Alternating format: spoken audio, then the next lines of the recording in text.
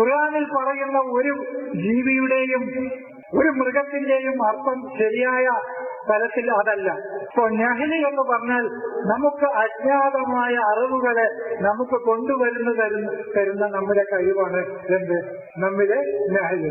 വിജ്ഞാനത്തിന്റെ മൂല്യമറിയാത്ത നമ്മിലെ ഒരു സ്വഭാവമാണ് നമ്മിലെ ഹിമാർ. മനസ്സിലായോ? വിജ്ഞാനത്തിന്റെ മൂല്യമറിയില്ല, അറിവിന്റെ മൂല്യം എന്തെന്നറിയാത്ത ഒരു വ്യക്തിയാണ് ഞാനും നിങ്ങളുമെങ്കിൽ ഞാനും നിങ്ങളും ഹിമാറാണ്. അല്ലാതെ അവിടെ കാണുന്ന നമ്മൾ റോട്ടിൽ കാണുന്ന കഴുതയല്ല.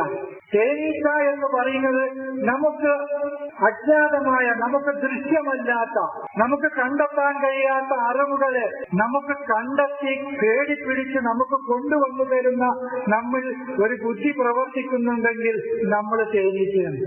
അപ്പൊ നമ്മൾ തേനീച്ചയാണ്. മനസ്സിലായോ? നമ്മൾ അന്ധവിശ്വാസവുമായി അള്ളിപ്പിടിച്ചിരിക്കുമ്പോൾ വിജ്ഞാനത്തിലേക്ക് പോകാൻ നമ്മളെ അനുവദിക്കാതെ മൻ തകല്ലബ ബിത്തഖ്ലീദി വൽ ഖുറാഫാത്തി, അന്ധവിശ്വാസങ്ങളും അനുകരണങ്ങളോടും മൻ തകല്ലബ എന്ന് പറഞ്ഞാല് കൽബ്, അള്ളിപ്പിടിച്ചിരിക്കുന്ന ഒരവസ്ഥയാണ് നമുക്കുള്ളതെങ്കിൽ നമ്മൾ കൽബ. നമ്മുടെ ചിന്തയെ ജ്ഞാനത്തിലേക്ക് പോകാൻ നമ്മെ അനുവദിക്കൂല. അതാണ് ഈ മൂസയുടെയും ഇബ്രാഹിമിന്റെയും യൂസുഫിന്റെയും വാതിലിക്കൽ ഈ നായ കടന്നിരുന്നു എന്ന് പറയുന്നത്. അതാണ് നായ കടന്നിരുന്നു എന്ന് പറഞ്ഞതാണ്.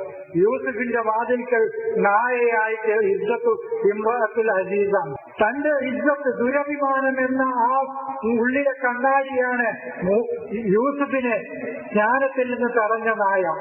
മൂസയെ ജ്ഞാനത്തിൽ നിന്ന് തടഞ്ഞ നായ ആരാണ്? അഹങ്കാരമെന്ന ഫിറഔനാണ്. തന്നിലെ അഹങ്കാരമെന്ന ഫിറഔൻ.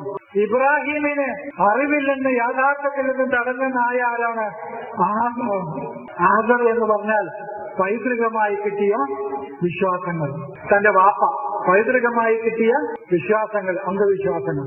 അപ്പൊ കെൽബ്, നമ്മളിൽ കെൽബുണ്ടോ നമ്മൾ അറിവ് തേടി പോകൂല.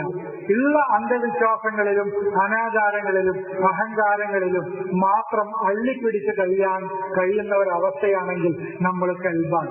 ഇതൊക്കെ നമ്മുടെ ഉള്ളിലാണ്, ഇതൊക്കെ പുറത്തു തരാണ്. ആ സമൂഹത്തിൽ ലഫാദികൾ ഉണ്ടായിരുന്നു എന്ന് പറഞ്ഞാൽ അവർ വിജ്ഞാനത്തിന്റെ ഈ വട്ടത്തിൽ നിന്ന് അപ്പുറത്തേക്ക് പോകാൻ തയ്യാറല്ലാത്ത ജനതയായിരുന്നു അവർ എന്നാണ് പറയുന്നത്. അജ്ഞതയുടെ ജലപ്രളയമായിരുന്നു അവരെ നയിച്ചിരുന്നത് എന്ന് പറഞ്ഞാൽ ആ സമൂഹത്തിൽ തൂഫാനുണ്ടായിരുന്നു എന്നാണ് ആ പറയുന്നതിന്റെ അർത്ഥം.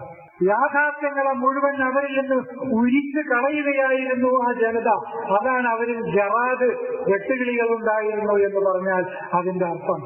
ജമല് എന്ന് പറഞ്ഞാൽ ഒരു വിജ്ഞാനത്തിന്റെ ഭംഗി കാണുകയാണ്, അഴക് കാണുക. യാഥാർത്ഥ്യങ്ങളുടെയും വിജ്ഞാനത്തിന്റെയും അഴക് കണ്ടെത്തിയ മനുഷ്യനാണ് ജമല്.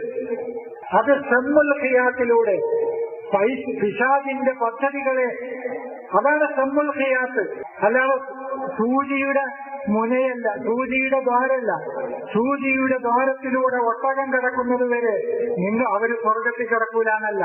പിശാചിന്റെ പദ്ധതികളിലൂടെ വിജ്ഞാനത്തിന്റെ ജമല്, വിജ്ഞാനത്തിന്റെ അഴക് കണ്ടെത്താൻ മുന്നോട്ട് പോയ ആളുകൾക്കല്ലാതെ വിജ്ഞാനത്തിന്റെ സ്വർഗത്തിലേക്ക് പ്രവേശിക്കാൻ കഴിയില്ല. അതാണ് സമ്മുൽ ഖിയാത്തിലൂടെ കടന്ന്, അതാണ് ഹൽത്ത്, അതാണ് അവന്റെ പദ്ധതി. ഹൽത്ത് ഖുതുവാത്ത്, അതാണ് അവന്റെ പദ്ധതികൾ. ലാ തത്തബിഉ ഖുതുവാത്തി ശൈത്താൻ, പിശാചിന്റെ പദ്ധതികളെ നിങ്ങൾ പിന്തുടരരുത്. ഹൈത്തുൽ അബിയദ് മിനൽ ഹൈത്തുൽ അസ്വദി മിനൽ ഫജ്രി, അതാണ് ഹൈത്തുൽ അബിയദ് അല്ലാഹുവിന്റെ ജ്ഞാനവും ഹൈത്തുൽ അസ്വദ് പൈശാചികതയുമാണ്. അതിലൂടെ കടന്നു വന്നാലല്ലാതെ ജന്നത്തുൽ മഅരിഫത്തിലേക്ക് ഒരാൾക്ക് പ്രവേശിക്കാൻ കഴിയില്ല.